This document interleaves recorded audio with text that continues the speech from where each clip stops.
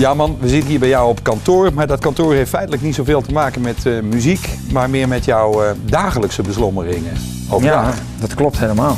Want? Ja, ik ben autoverkoper. Maar dan in een eigen bedrijf? Ja, in een eigen bedrijf. Ik ben mijn eigen baas geworden. En gewoon, omdat ik gewoon eigenlijk thuis eigenlijk te veel bij mijn vrouw op de lip zat, zeg maar. Dus ik ben gewoon wat gaan doen. En dan was dit eigenlijk voor de hand liggende. Want heb je iets met auto's ook vanuit het verleden? Nou, weet je, voorheen heb ik auto's wel verkocht. En eigenlijk, het handelen eigenlijk zit wel een beetje in mij. Maar ik bedoel, dan zit je hier op kantoor. Maar neem je je muziek dan ook mee? Ja, eigenlijk wel. Want zoals je ziet overal Jamman hangen hier. Dat zijn toch eigenlijk de dingetjes wat ik destijds heb gekregen eigenlijk voor mijn albums. Ja, en ik dacht van, weet je wat het is? Het is leuker om dat eigenlijk mee te brengen op een autozaak. En, dus ik neem het toch eigenlijk wel mee. En als je hier dan achter je bureau zit, een computertje, YouTube, dan zit je ook nog te kijken naar oud beeldmateriaal om te vergelijken met nu? Of? Ja, ook wel eens. Weet je, dat doe je wel eens. Je hebt ook wel eens klanten wat binnenkomen en die zeggen van, hé, waar zijn die van? Of die herkennen je ook wel, omdat je dat toch wel best wel een tijd doet. Ja, dan neem ik ze toch wel eens vaak mee op YouTube en zeg ik van kijk, dit heb ik gedaan en dat was vroeger zo. En dat is toch wel echt leuk om te laten zien. Er staat verrassend beeldmateriaal van jou op YouTube. Ja. En toen was je, hoe oud? Een jaar of 6 denk ik, een jaar of 7. Toen is het begonnen eigenlijk? Ja, toen begon ik in die tent. En mijn oma die deed ook mee in die tent en die deed zangeres zonder naam na. Dat was echt een vrouw die kwam binnen als er een feestje was ergens, dan had ze echt een blauwe jurk aan. En dan was het echt zangeres zonder naam. Dus ja, dat beeld dat blijf je ook altijd vasthouden. Als je terugkijkt naar zulke dingen, dan denk je in die buurt, dat was Rivierenwijk, dat was in Deventer. En daar is daar een beetje allemaal begonnen. En wie was jouw idool op dat moment toen je 6, 7 jaar oud was? Ja, dat was wel Siske de Rat, denk ik. Daar was ik toen echt zwaar fan van. En eigenlijk het gekste is, ik ben nu zelf artiest geworden. En als ik nou echt zeg van ik ben echt fan van een echte artiest, ja, dat is dan UB40 bij deze. Maar destijds was ik echt helemaal gek van Danny de Munk.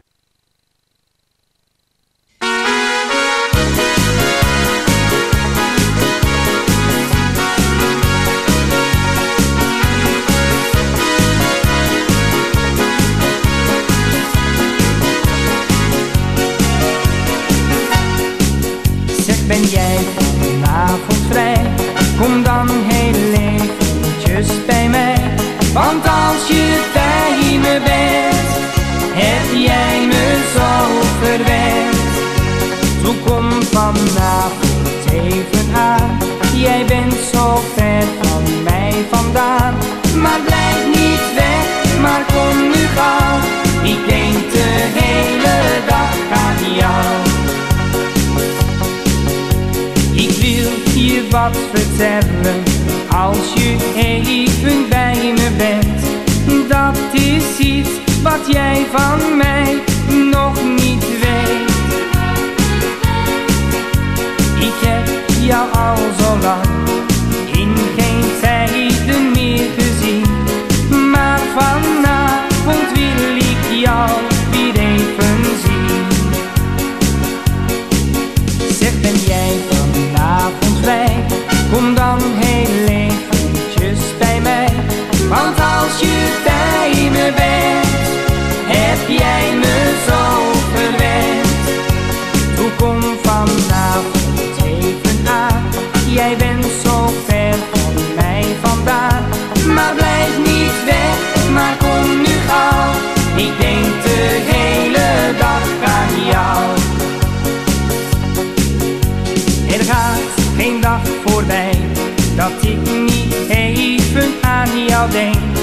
In mijn hart heb ik voor jou een plaatsje vrij. Jij maakt al mijn dromen waar, al is dat soms heel even maar. Anders komt voor ons de liefde in gevaar. Zeg, ben jij vanavond vrij? Kom dan heel eventjes bij mij. Want als je bij me bent, heb jij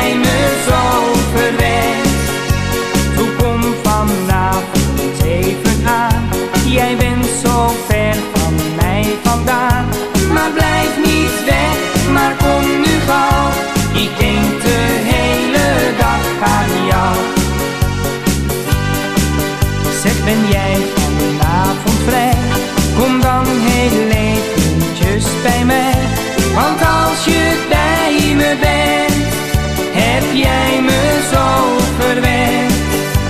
Hoe komt vanavond even aan?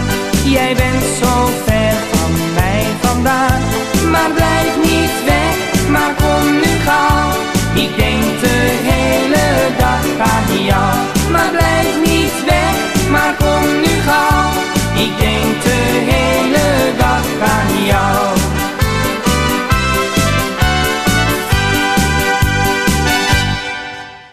Dat filmpje, dat staat op YouTube. Zouden wij dat mogen zien? Ja, natuurlijk. Ik kan mijn neus daar wel eens even in gaan verdiepen dat ik die opzoek voor jullie. Ja, zeker. Ik heb hem gevonden.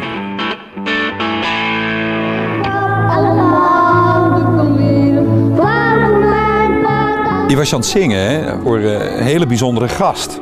Ja, de koningin die was daar ook aanwezig eigenlijk op dat moment. En dat was Beatrix? Ja, dat was Beatrix. En wat voor een ervaring is dat dan, als 6-jarige? Ja, eigenlijk weet je, op dat moment natuurlijk, je weet wel dat het de koningin is. En op dat moment dan ben je gewoon echt bezig met het zingen.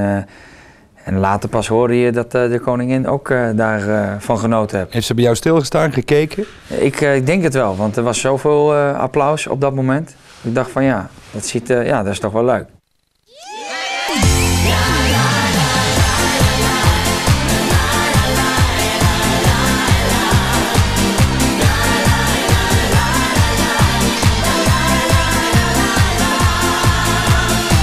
Jij bent een leuke meid, maar één ding moet je weten. Bespaar je leugens maar, ik trap er niet meer in.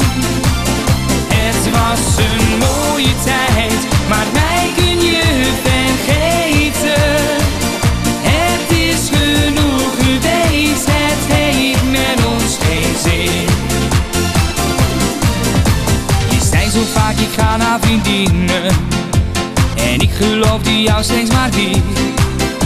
Je kon je smoesjes zo goed verzinnen, en je bedroog me keer op keer.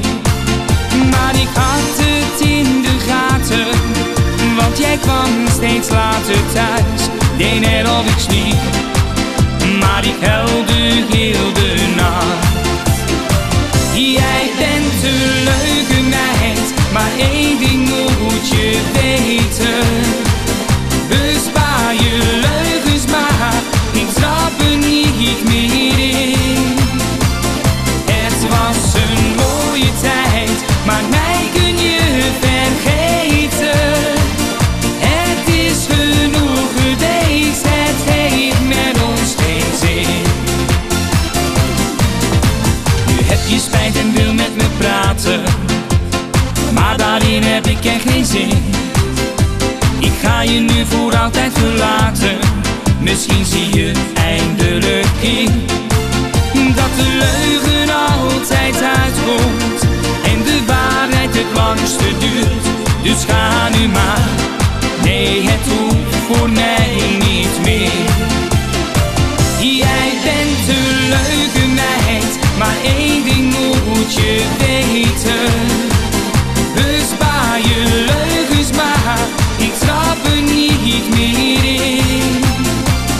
Het was een mooie tijd, maar mij kun je vergeten. Het is genoeg geweest, het heeft met ons geen zin. Jij bent een leuke meid, maar één ding moet je weten.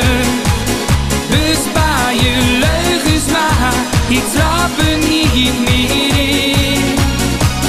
Het was een mooie tijd, maar mij kun je vergeten. Het is genoeg geweest, het heeft met ons geen zin. Het is genoeg geweest, het heeft met ons geen zin.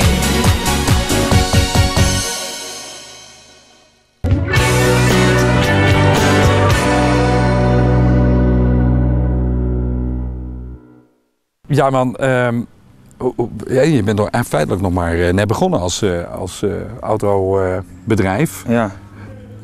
Hoe zet je dat in de markt? Gebruik je daar ook je artiesten Maar bekendheid bij? In principe niet helemaal, want eigenlijk, we zijn het wel. Ik denk dat we het straks wel een klein beetje bij willen gaan gebruiken natuurlijk, omdat iedereen die kent het gezicht Jan-Man met de pet. En op het moment als iemand hier een auto koopt, dan zeggen ze, hey, jou ken ik. En ik geef er altijd gratis voor niks een cd bij. Zo ben ik ook wel. Maar dat doe je, hè? Ja, dat doe ik echt. Ja. Omdat ze moeten ook kilometers maken. En dan heb ik zoiets van, doe er dan een cd'tje bij. Dan kunnen ze in ieder geval fan worden of misschien al fan zijn. Dus dat is wat ik eigenlijk doe. En ik in de markt gooien, dat is gewoon via Marktplaats, de bekende weg. Ja. En ook voor Facebook, dat begint ook langzaam te leven. Ja. Dat moet ik ook eerlijk toegeven. Want Facebook is nu toch wel echt een hot aan het worden. Hoe kom je aan je auto's?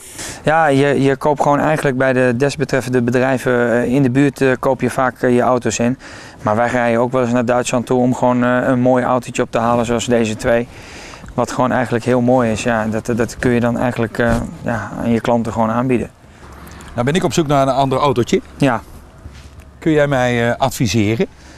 Ja, eigenlijk kan ik je van alles adviseren. We hebben eigenlijk de mogelijkheid om wat duurdere auto's aan te bieden. Aha. Maar ook de low budget auto's, die zijn ook bij ons. Eigenlijk de naam low budget zegt het al. Een autootje van €500, die hebben wij ook staan. Dus en dat maakt het natuurlijk voor iedereen wel aantrekkelijk om een auto eigenlijk aan te schaffen. Ben ik bij het goede adres? Adres, ja, low zeker, budget absoluut. Auto, dat is hetgene wat ik zoek namelijk. Ja, absoluut.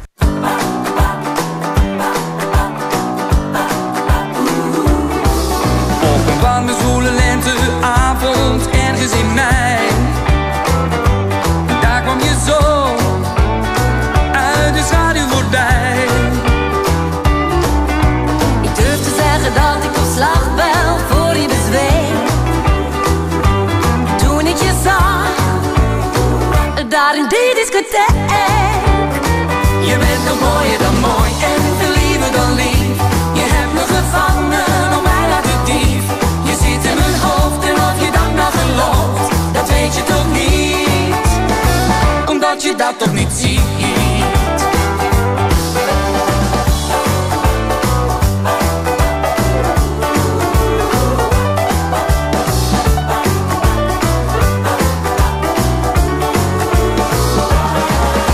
Je ogen zaten vol verlangen, zo keek je me aan.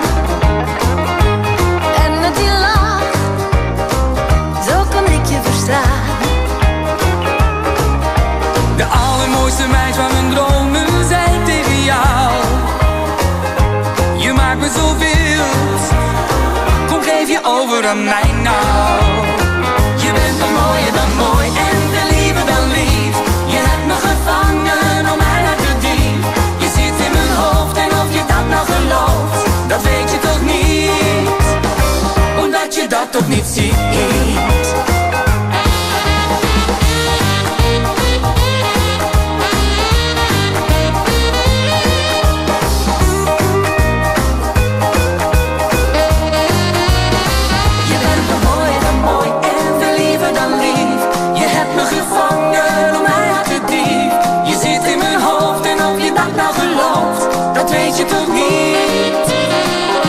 Je dat toch niet ziet. Je bent nog mooier dan mooi en veel liever dan lief. Je hebt me gevangen om mij naar de diep. Je zit in mijn hoofd en of je dat nou gelooft, dat weet je toch niet, omdat je dat toch niet ziet. Nee, dat weet je toch niet, omdat je dat toch niet ziet. Hey Jan-Man, waar zijn we hier? We zijn hier op Fotmond. Ja, dat is aan de IJssel eigenlijk. En ik woon hier ook vlakbij. En dit is wel een leuk plaatsje. Ik dacht van nou, ik neem jullie lekker hiermee heen. En zoals je ziet, zijn hier vroeger gewoon stenen eigenlijk gebakken. Het is een oude steenfabriek geweest. Heb je hier ook je jeugd doorgebracht? Niet echt, nee. Ik ben hier wel een paar keer geweest, dat wel. Maar nu dat ik wat ouder word, dan interesseert mij dat wel heel erg. Het boeit me in ieder geval heel veel. Als je in een leeftijd zit van een jaar of 18, ja, dan weet je zelf wel, dan hou je van een pilsje en dan hou je van uitgaan. Maar ja, mijn leeftijd en van de vrouwen? Ja, absoluut, absoluut. Maar mijn leeftijd loopt ook een beetje naar hoog. Dus ja, dan hou je toch een beetje van de natuur. En dit is wel iets waar ik denk van ja, dat vind ik wel heel gaaf om heen te gaan. Je vond het zo gaaf dat je hier een clip hebt opgenomen, hè? Ja, dat klopt. Wij zijn hier een clip op aan het nemen geweest. En, Voor welk nummer was dat? Waarom? Ja, dat was een liedje wat ik zelf destijds geschreven heb. En we zijn hier gewoon naar binnen gegaan en dan moest ik tegen de muur aan staan en daar is die eigenlijk opgenomen.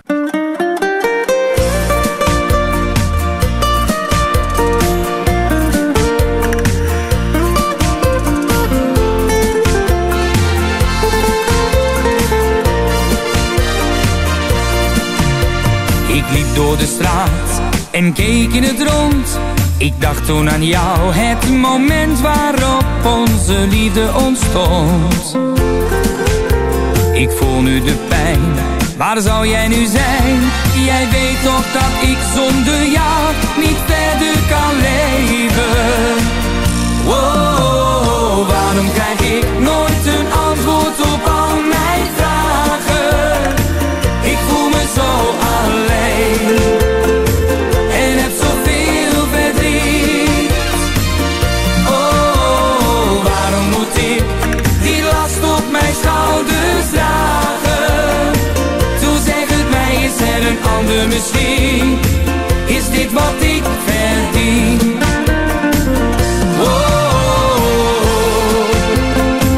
Wat moet ik zonder jou? Ik zie je nooit meer terug. Ik zit op de bank en kijk door het raam. Ik blijf op je wachten, de deur zal altijd voor je openstaan. Soms hoor ik je stem, dan droom ik van jou. Toch vraag ik me altijd weer af, waar ben jij gebleven? Wow, waarom krijg ik nooit een antwoord op al mijn vragen? Ik voel me zo alleen en heb zoveel verdriet. Oh, waarom moet ik die last op mijn schouders dragen? Toen zeg het mij, is er een ander misschien? Is dit wat ik verdien?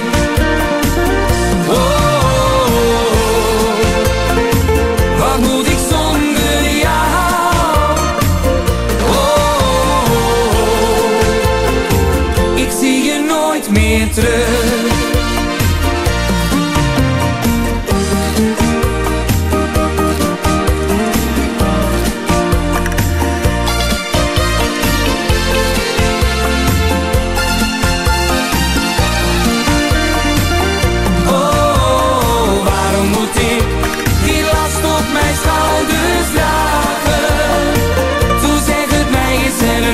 Misschien is dit wat ik verdien. Toen zeg het mij, is er een ander misschien? Is dit wat ik verdien?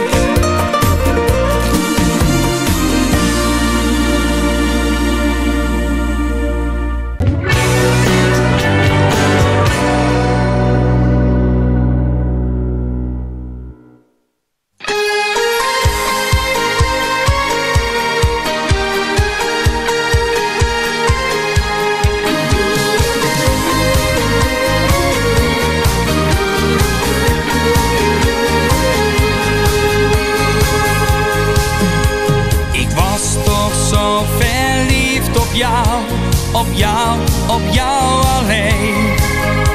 Jij was voor mij de mooiste vrouw, dat wist ik al meteen.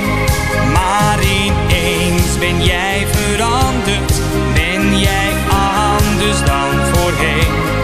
Eén ding moet je mij beloven, laat me gaan. Laat me los, laat me vrij. Dat is beter voor ons allebei. Je hebt al zo lang geprofiteerd, maar daar heb ik nu van geleerd.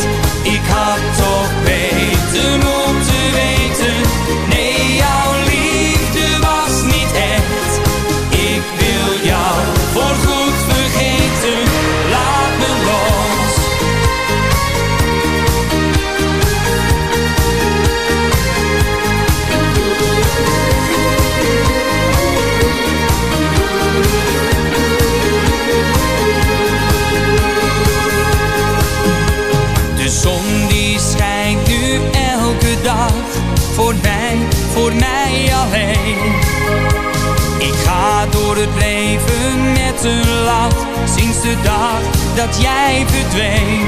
Het is veel beter voor ons beiden om onze eigen weg te gaan. Ik wil niet langer bij je blijven, laat me gaan. Laat me los, laat me vrij, dat is beter voor ons allebei.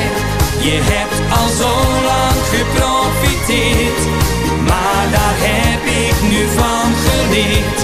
Ik had toch beter moeten weten, nee, jouw liefde was niet echt.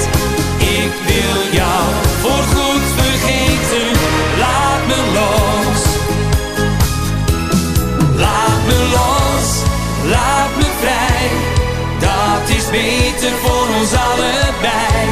Je hebt al zo lang geprofiteerd, maar daar heb ik nu van geleerd. Ik had toch beter moeten weten, nee, jouw liefde was niet echt. Ik wil jou voorgoed vergeten, laat me los. Ik wil jou voorgoed vergeten, laat me los.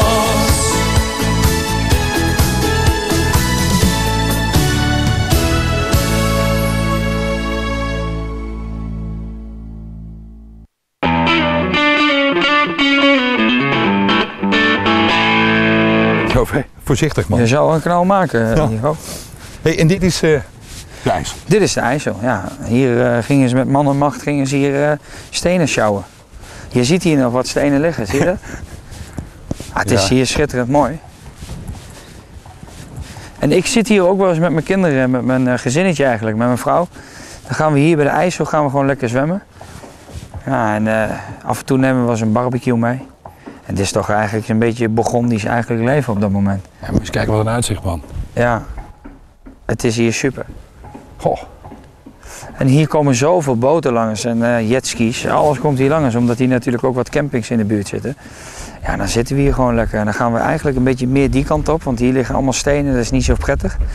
En dan gaan we hier lekker zwemmen. En dat is lekker. Dat is Schoon water ook? Ja, schoon water, omdat het doorstromend is. En dat is gewoon het geluk eigenlijk wat je met IJssel hebt.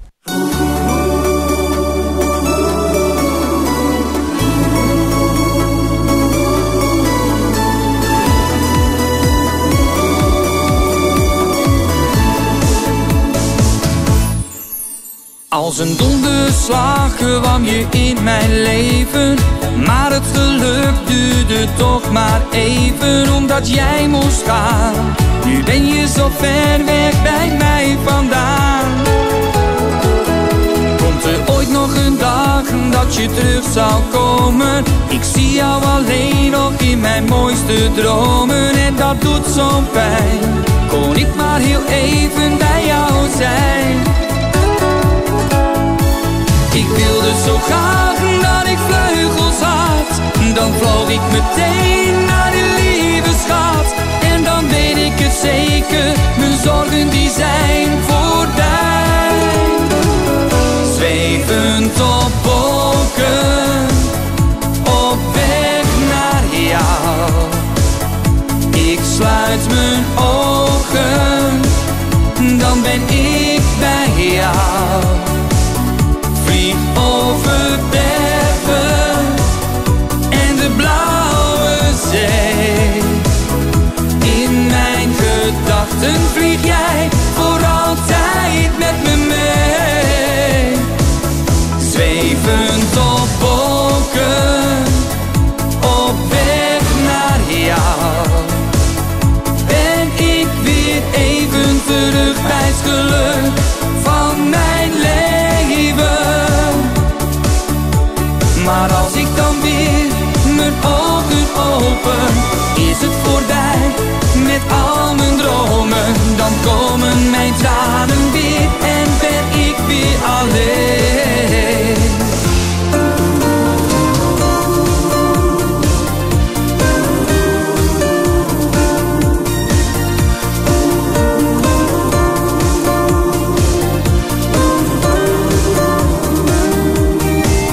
Vlieg over bergen en de blauwe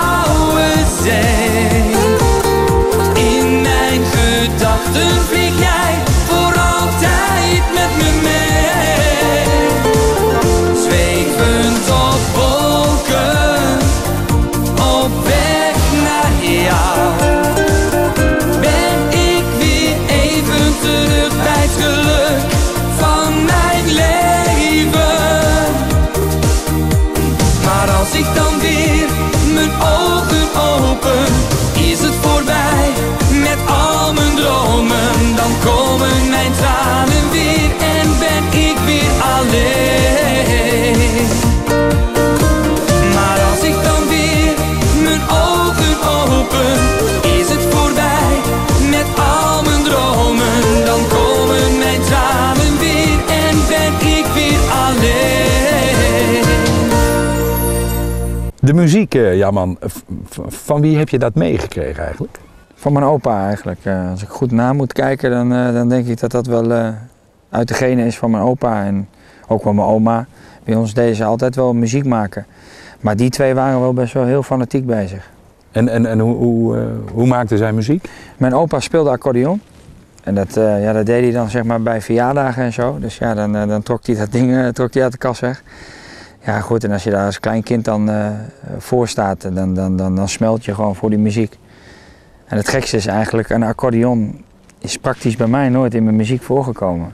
Maar dat heb ik ook eigenlijk meer gedaan omdat iedereen het op een gegeven moment ging doen. Heb je het zelf gespeeld? Ja, ik heb als kind zijnde ben ik wel ooit, toen was ik met mijn moeder alleen. Ik had een uitkeringje. Toen bedacht ik mezelf dat ik nog een accordeon in de kast had staan. Een heel oudje. En daar ben ik mee voor de winkels gaan zitten. Toen had ik zo'n oude Danny de Munk pet op. Straatmuzikantje. Ja, en toen heb ik 30 gulden bij elkaar verdiend. En dat heb ik rennend naar mijn moeder toegebracht, omdat ze toch boodschappen moest hebben. We moesten eten, dus ja. En dat beeld, dat vergeet je nooit meer weer. Dat is wel heel apart. Hoe emotioneel is dat als je daaraan terugdenkt? Ja, weet je, we hadden vroeger niet veel. Dat was gewoon moeilijk. Als je een uitkering tegenwoordig hebt, dat is niet veel bijzonders. Dat is zo weg. En als je dan in die tijd kijkt, ja, toen was het misschien wat stukken goedkoper. En zo oud ben ik nog niet, maar ja, toen was het ook wel moeilijk natuurlijk. Als je uitkering op is, dan is er niks meer. En dan kun je niks meer doen. Dus ja, als je dan wat voor je moeder kan betekenen. En ik deed overal eigenlijk mee. Dat is niet alleen met de accordeon. Ik ging ook met spulletjes, rommelmarktspulletjes, ging ik voor de winkel zitten om maar wat centjes bij elkaar te verdienen. Ja, en dat is wel, ja, dat waardeer je wel heel veel als je daar terug naar kijkt. Dan denk ik van ja, het is me niet aankomen waaien, laat maar zo zeggen. Mm-hmm. Ik heb er wel heel veel voor moeten doen. Ik ben al 15 jaar bezig. Ja, dat is me niet toegegooid.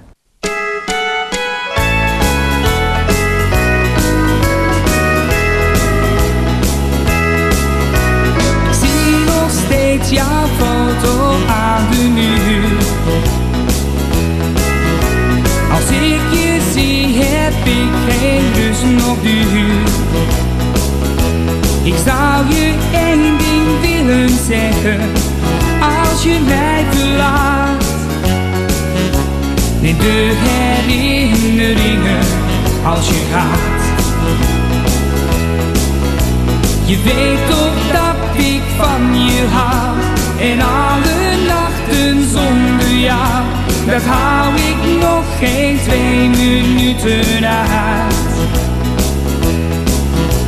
Neem de herinneringen als je gaat.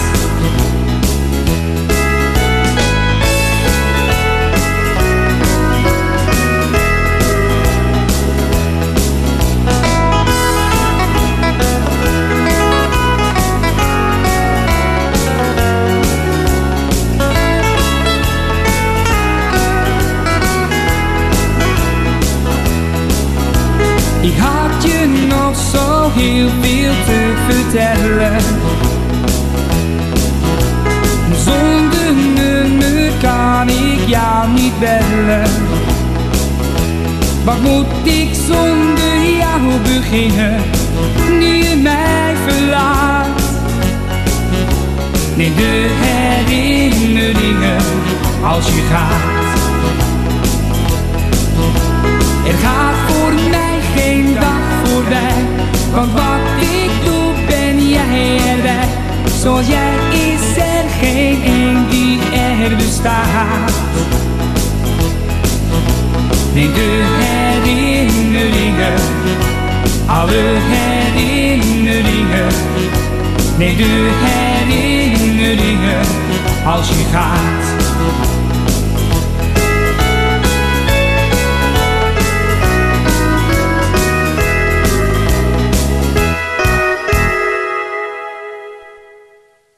Jouw hart ligt echt bij reggae muziek, hè? Daar begon het eigenlijk. Ja, eigenlijk wel. Ja. Reggae, dat raakte mij. Tuurlijk, ik ben begonnen met Siske de Rat. Vandaar deze IJssel. Die zat ook met een sigaartje. Ik heb dat beeld, dat zie ik nog voor me.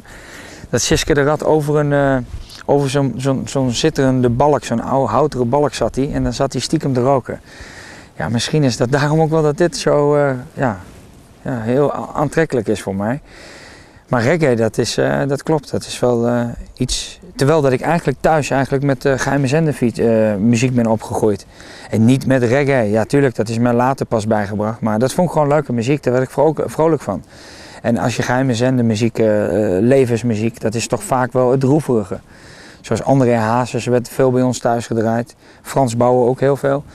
En dat zijn toch vaak altijd de platen wat eigenlijk best wel veel droevigheid naar boven toe bracht. Ja, en dat wou je ook niet altijd, want daar zat je eigenlijk in. Hoorden we dat bij jou ook nog terug? Jawel. Ik vind het ook, daarom ben ik ook eigenlijk gaan zingen.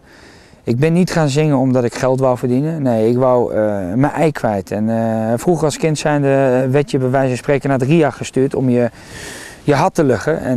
En zingen is voor mij eigenlijk mijn had te luchten eigenlijk. Om mijn gevoel naar een mens toe te brengen. En de blijheid wat je dan in een mens ziet, dat maakt mij ook super blij. Als ik een weekend niet kan optreden, dan ben ik bij wijze van spreken, heb ik mijn gevoel en mijn uitlaatingsklep heb ik dan niet kunnen weggooien. En dat heb ik wel op het podium. Als ik dan mensen blij zie weglopen of ze beginnen te huilen, dan smelt je gewoon helemaal. Dat is gewoon, dat is emotie.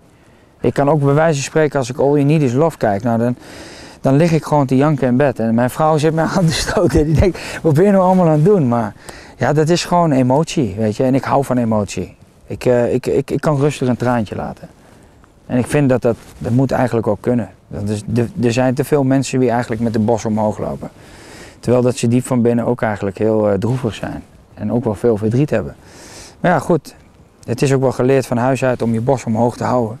Want als je dit doet, dan buig je neer. En dat moet niet. Ik denk dat dat het ook wel is.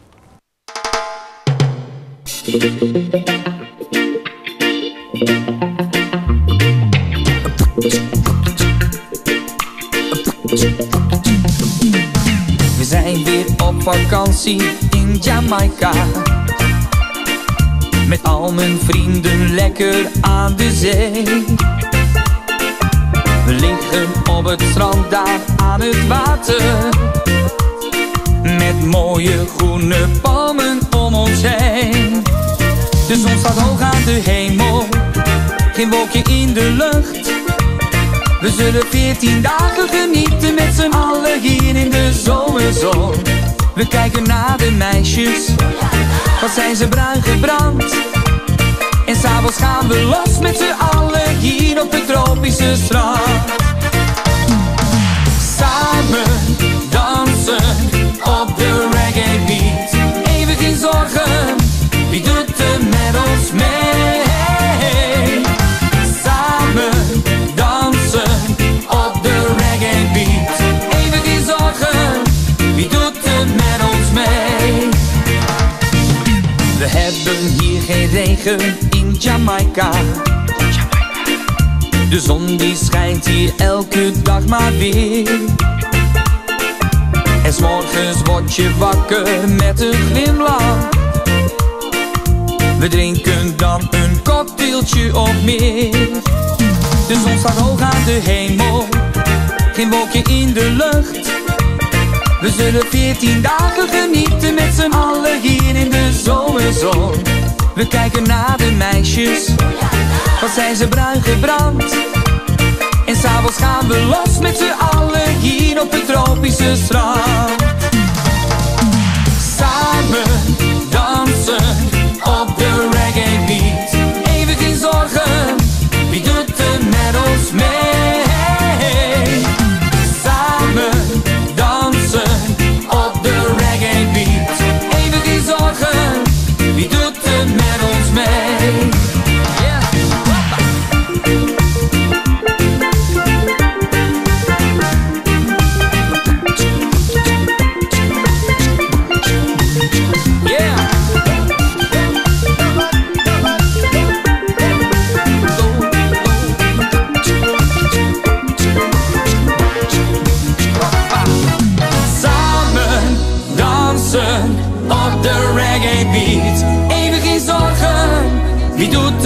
met ons mee. Samen dansen op de reggae beat. Even geen zorgen, wie doet er met ons mee? Even geen zorgen, wie doet er met ons mee? Even geen zorgen, wie doet er met ons mee?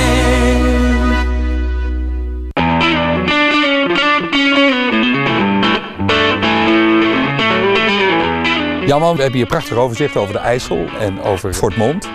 Als je dan terugdenkt aan de allereerste plaat die je maakt. En de eerste clip. Maar dat is al heel wat jaartjes terug. Toen zat ik nog niet bij Berk, dat zeg ik ook heel eerlijk. Want ik heb zelf ook moeten kluiteren natuurlijk. En dat doe ik nu nog steeds. Maar dan, dat was de allereerste clip. En dat was best wel fascinerend als je dan terugkijkt en je kijkt nu naar de clips wat je nu maakt. Ja, toen stond ik aan de IJssel, maar dan in Deventer, een paar kilometer hier verderop. Ja, dat was ook wel heel apart, dat je dat dan eigenlijk nu terugkijkt naar de jaren dat je nu zo bent gegroeid met alles, met alle professionele dingen wat je nu doet. Ja, dat is wel heel bizar. Op enig moment wordt het professioneel. Dan word je voorgedragen bij een platenmaatschappij. Ja. En dan ga je daar je eerste plaat maken en daar je eerste clip. Ja. Welk liedje was dat? Gewoon opnieuw. Dat was het allereerste liedje. Ik had toen wat liedjes opgenomen, tenminste die had ik toen laten schrijven door Ali Bakker. En dat was mijn tekstschrijver toen de tijd. En op een gegeven moment kwam daar gewoon opnieuw uit. En Adrie van den Berg die geloofde echt in die plaat. Ik kon het eigenlijk niet het beeld ervoor krijgen van hé, dit is hem. Omdat je al zoveel liedjes gemaakt hebt en het was het er nooit niet, weet je, eigenlijk. Het zat er net tegenaan. En als je dan een lied mag maken wat dan in één keer een café kraken wordt en wat overal wordt gezongen en overal mee wordt gedaan, dan is dat wel heel apart. Weet je nog hoe dat een liedje gaat? Ja. Zing het eens. Waarom ben jij zo veranderd? Ben jij dan vergeten hoe alles begon?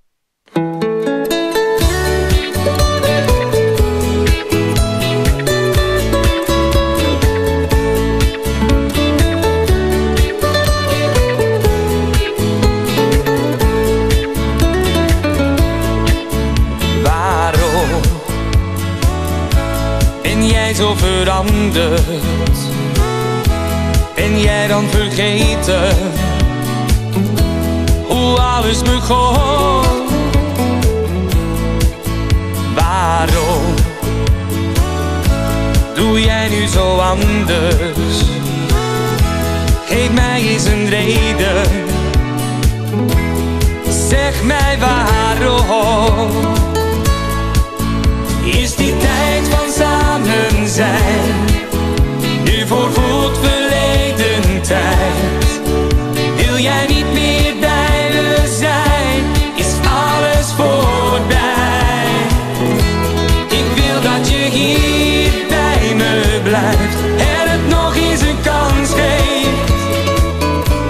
Ik wil dat je weer tot me zegt dat jij van me houdt.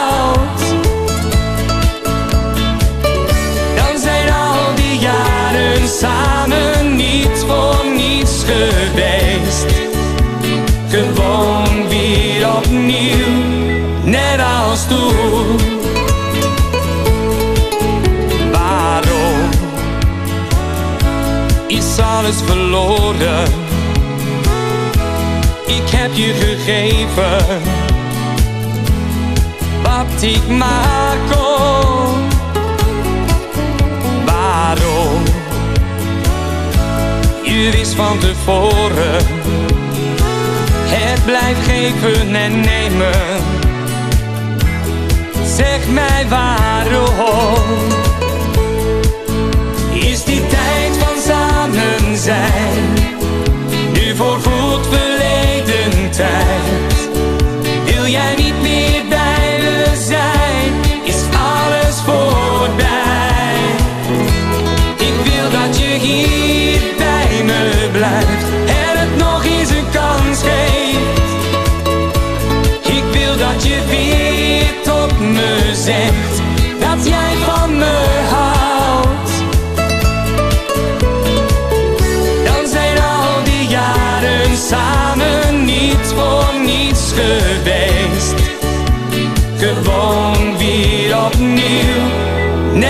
als toen.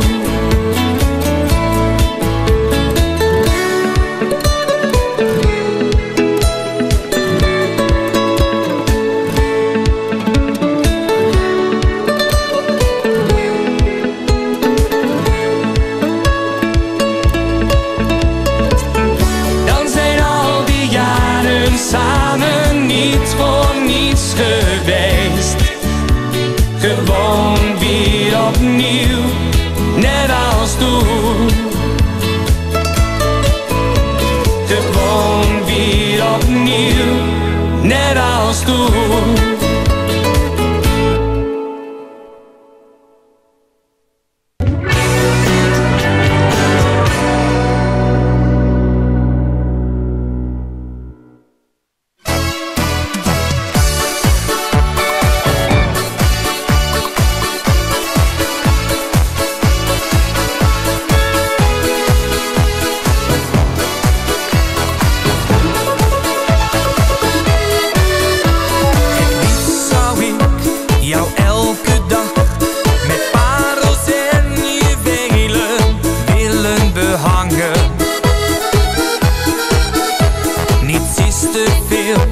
Wat jij ook vraagt, ik ga echt door het vuur voor jou, mijn schat.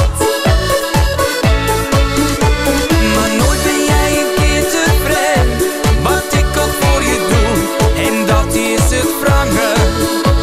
Want af en toe zit het niet mee, dan kruist de weg mijn levenspad. Lieveling, moet dat nou?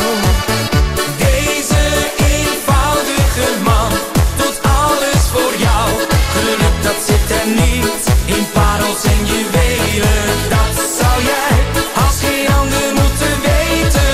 Lieveling, lieveling, moet dat nou?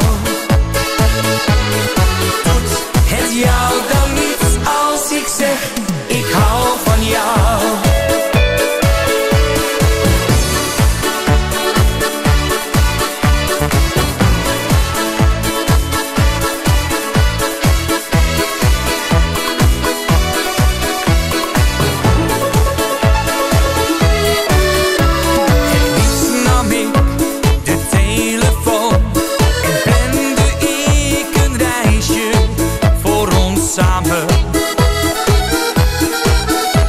En bouwde ik voor jou dat huis waar jij altijd van droomde, lieve schat. Maar nooit ben jij een keer tevreden, wat ik ook voor je doe, en dat is het wrangen. Want af en toe zit het niet mee, dan kruist de weg mijn levenspad. Lieveling, moet dat nou? Deze eenvoudige man doet alles voor jou.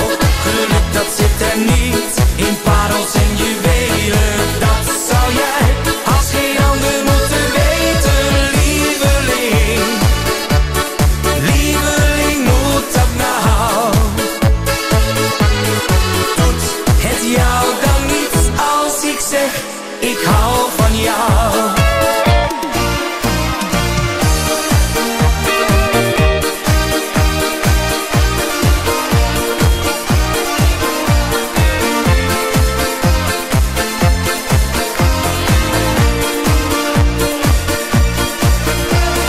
Lieveling, lieveling, moet dat nou? Doet het jou dan niet als ik zeg, ik hou van jou?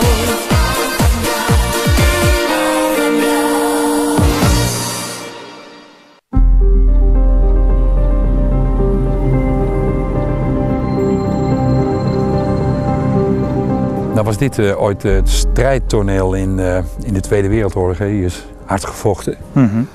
Wat is jouw strijd? Nou, eigenlijk ken ik geen strijd. Het is altijd maar doen waar je goed in bent. En strijden, ja, eigenlijk is het wel altijd strijden. Dat is ook wel weer zo, omdat we toch eigenlijk wel in een moeilijk pakket soms zitten. Hè? In Nederland wordt er altijd veel gestreden, vooral in de politiek. Maar ja, dat is altijd wel jammer dat dat zo moet gaan eigenlijk. En in de muziek? In de muziek is ja, helaas is er wel strijd natuurlijk, omdat er ook wel, je hebt ook wel collega's wat minder natuurlijk. Het gunfactor is vaak minder. En dat is wel jammer. Weet je doet er allemaal uitstekend je best voor. Maar uiteindelijk moet het eigenlijk een klein beetje meer gegund worden aan elkaar. En dat zou wel mooi zijn voor de toekomst.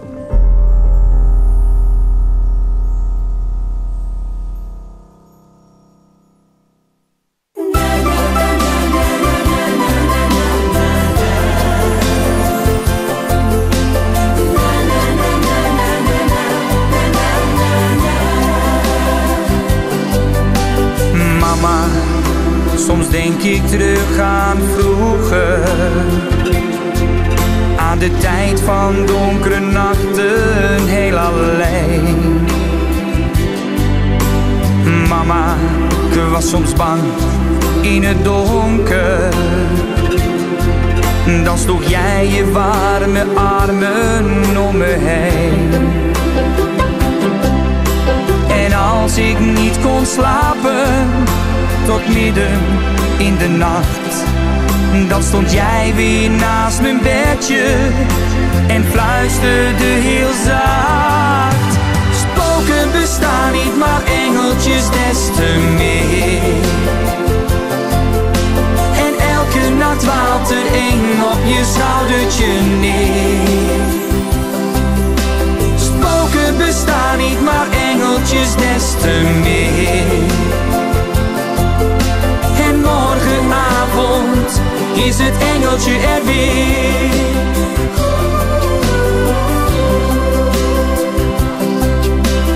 Mama, we zijn nu al wat ouder.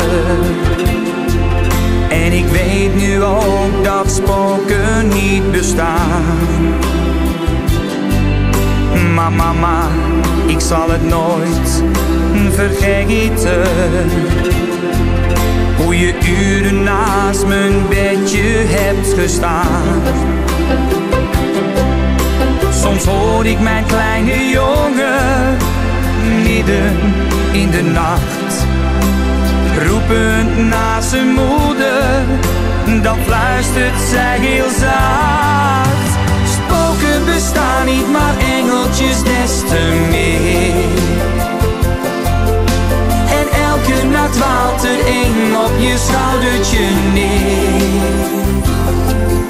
Spoken bestaan niet, maar engeltjes des te meer.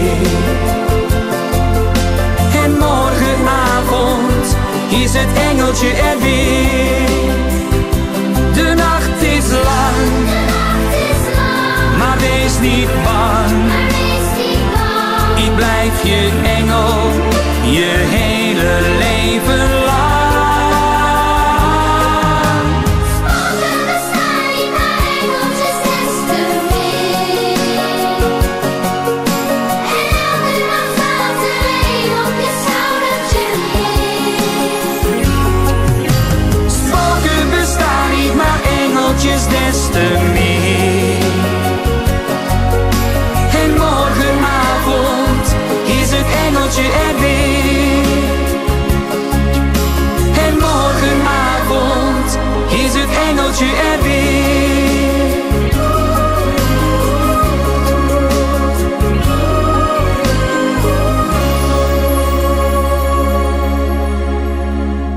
Ja, maar als je nu terugkijkt op de carrière tot nu toe, hè, wat is dan voor jou het hoogtepunt?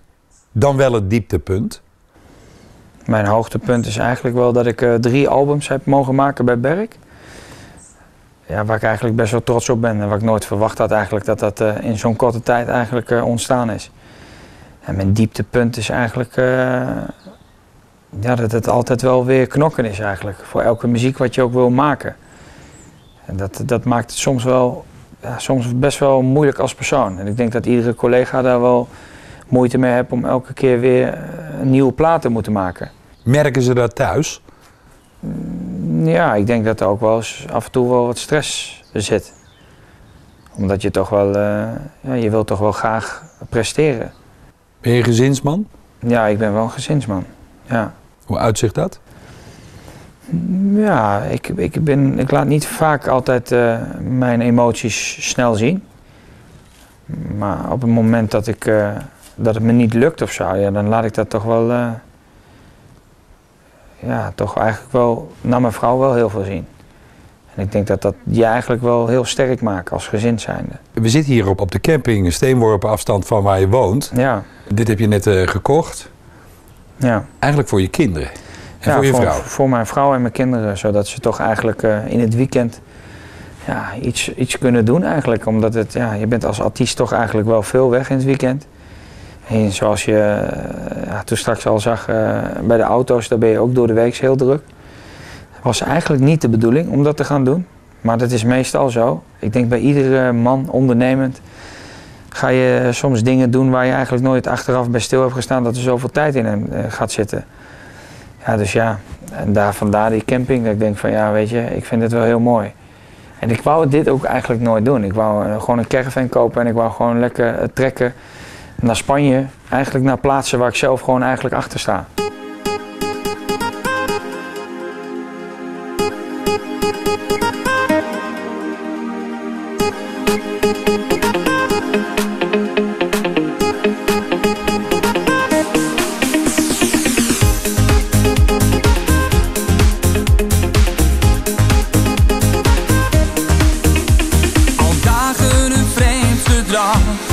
Jij was veranderd. Geen warmte, geen liefde, geen lach. Zelfs dat kon je niet. En als ik je vroeg wat er was, was er geen ander. De ware reden wist ik pas toen jij mij verliet. Zonder te blikken of te blozen, zo ging je met die ander mee. Je hebt er zelf voor gekozen. Nee, het was niet mijn idee. Zonder te blikken of te blozen, heb je mij daar laten staan. Je hebt er zelf voor gekozen. Nu zal ik mijn gang eens gaan.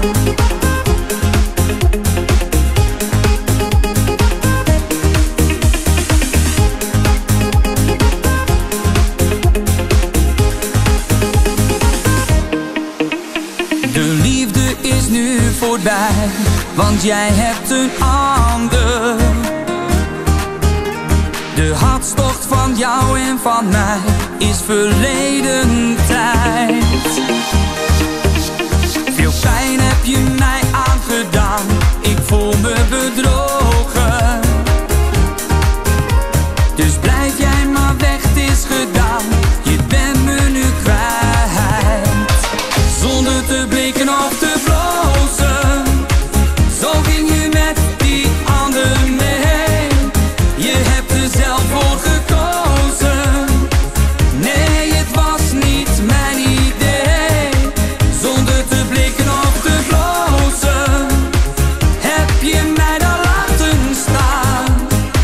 Je hebt er zelf voor gekozen. Nu zal ik mijn gang eens gaan.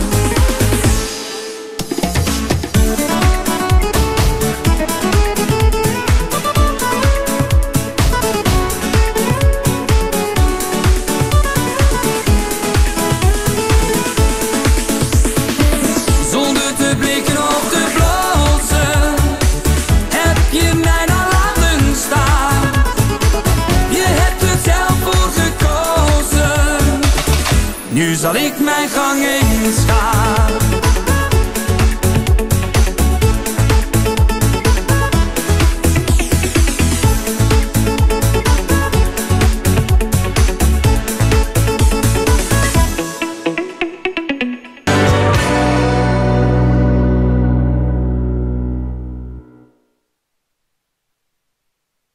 Wat vinden jouw kinderen van jouw muziek?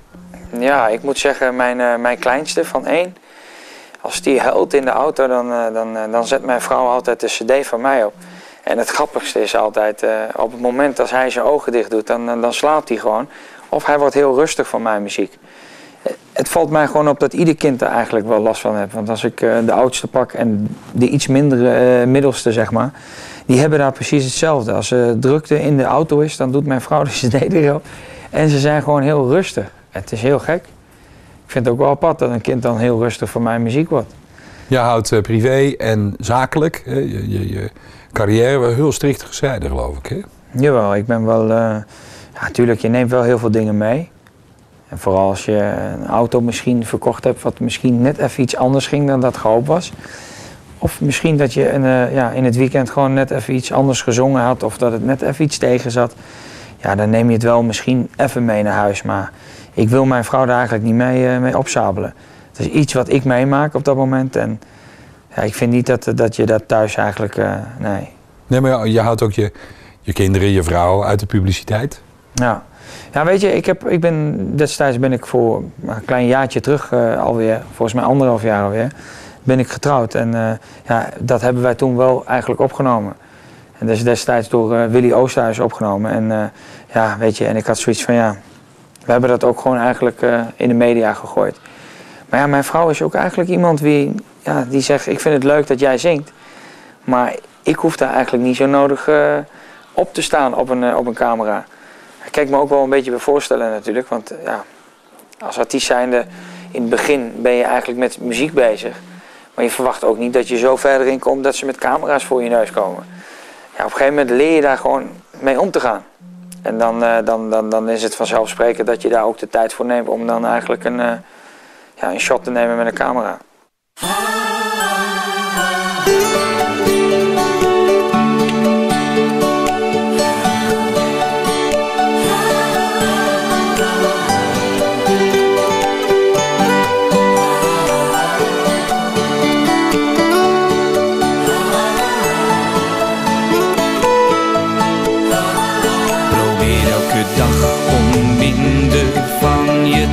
Houden,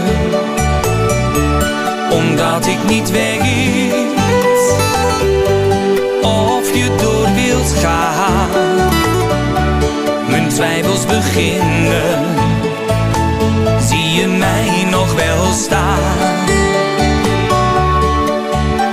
Probeer elke dag om minder van je te gaan houden, maar in dat spel heb ik nooit geloofd, want er spook steeds